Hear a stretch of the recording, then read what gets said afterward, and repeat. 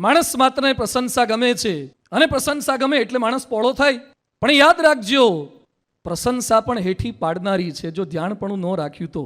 નાના હતા ત્યારે બીજો એક પાઠ આવતો હતો, કાગડાનો પૂરી વાળો. યાદ આવ્યો? વર્ષો પહેલા ભણ્યા છતાં પણ આપણને કાગડાનો પાઠ યાદ છે. કાગડો કોકના શ્રાદ્ધમાંથી, દૂધ પાકમાંથી સરસ મજાની પૂરી ફૂલેલી લઈ આવ્યો. શિયાળ આવ્યું નીચે, અને શિયાળ પછી પૂરીની લાલચ એને જાગી. પૂરી લેવી કેમ નહીં? કાગડો ઉપર, શિયાળ નીચે, પહોંચાયું નહીં. અને શિયાળે શરૂ કરી પ્રશંસા.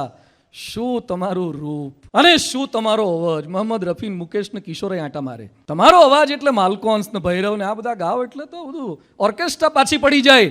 અને કાગડાને ફૂલ્યા, વિધાઉટ કોમ્પ્રેસર ફૂલ્યો. કોઈ કોમ્પ્રેસરની જરૂર નહીં. ફૂલ્યો ને અને પછી કા કા કર્યું. પૂરી હેઠીને શિયાળ લઈને આવજો, ટાટા બાય બાય કરીને જતું રહ્યું. કેટલાક શિયાળ રેડી છે તમારી પૂરી જોઈને પ્રશંસા કરશે. જાણપણું રાખવાનું. અને જેટલા વખાણ કરે એને બધાને શિયાળ નહીં સમજવાના પાછા. આ પાછું ગલત ન થઈ જાય. બધા કઈ શિયાળ નથી હોતા. પ્રશંસા થાય એની વચ્ચે કયો અભિગમ રાખવાનો છે? પ્રશંસા થાય ત્યારે ભગવાન બધું કરે છે. હું તો નિમિત્ત માત્ર છું.